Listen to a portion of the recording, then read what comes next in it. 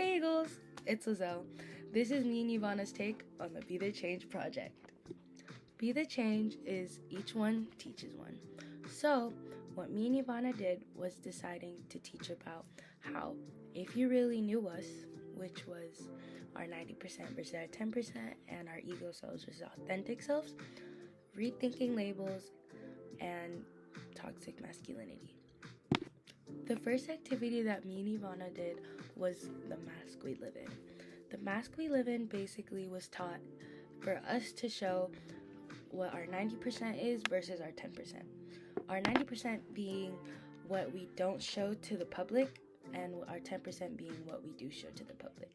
So what we did was we asked our peers what are 5 things that they put on their 90% that they don't let people show, and we asked what their 10% was.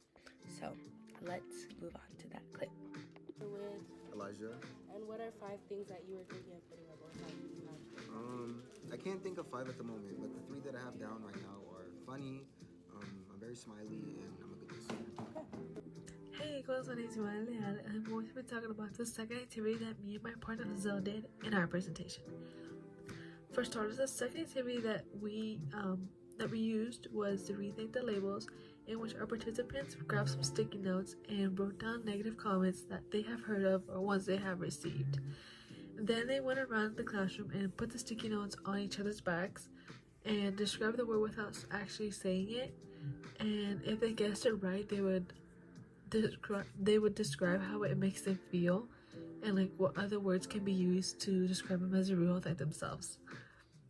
So what we did was we asked them a series of questions and interviewed them and see how each person feels when it comes to the name toxic masculinity. I'm here with Tay. So the question we're going to ask you are, what are some stereotypes about men? Stereotypes about men, that men are like more aggressive in general, and that they're like overall like less smart than women. Okay. And my name is Ivana Leal, and I'm here with Juju. And the question I'm going to ask Juju is, how has toxic masculinity affected you growing up? I think my dad's fit that stereotype ever since I was younger. He's always like threatened me and tried to act like the bigger person, and I never really liked that. How does that make you feel? When I was younger, I like felt like I wasn't really connected with him. Mm-hmm. But like now that I like know what he's doing, I guess I don't really get affected by it anymore. Towards the end of our presentation, we show the audience some of the points of getting help and being able to feel supported, or having someone that cares about your emotions, and also having someone that has your undivided attention. You can say this to our interviews by hearing out their responses to our questions, and also hyping them up as they answered questions or felt brave enough to share their experiences with toxic masculinity and the types of mistreatment.